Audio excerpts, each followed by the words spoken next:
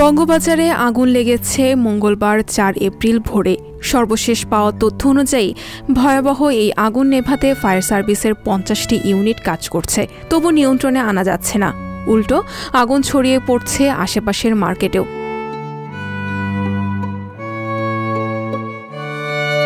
রাজধানীতে এমন অগ্নিকাণ্ডের ঘটনা নতুন নয়। মার্চ মাসেই ঢাকায় ২টি বড় অগ্নিকাণ্ডের ঘটনা ঘটেছে। ৫ মার্চ সায়েন্স ল্যাবের একটি ভবনে বিস্ফোরণ থেকে আগুন লাগে, তার ২ দিন পর গুলিস্তানের একটি ভবনে আগুন লাগে। এই দুই ঘটনায় ক্ষয়ক্ষতির পাশাপাশি প্রাণহানির ঘটনাও ঘটে।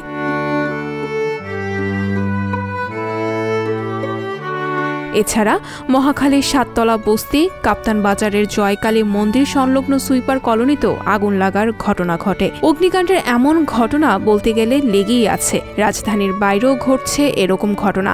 কয়েক বছর দেশে বিস্ফোরণ ও অগ্নিকাণ্ড বেড়েছে, পুড়ে মরছে মানুষ, আরও নির্দিষ্ট করে বলা যায় নিম্নবিত্ত মানুষ।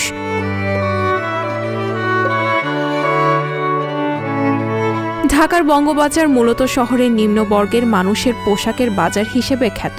ঈদের আগে মার্কেটে নতুন পণ্য তুলেছিলেন অনেক দোকানি। ঈদে বঙ্গবাজার থেকে পোশাক কিনবেন এমন ভাবনাও ছিল অনেকের, কিন্তু আগুনের লেলিহান শিখায় সব হলো ছাই।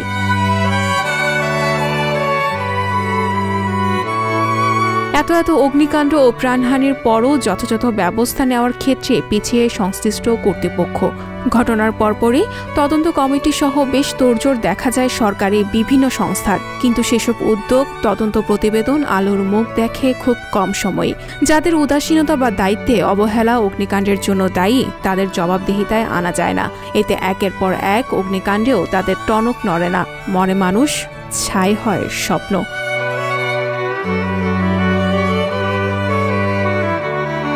সঞ্চিতা শম্পা, সংবাদ প্রকাশ।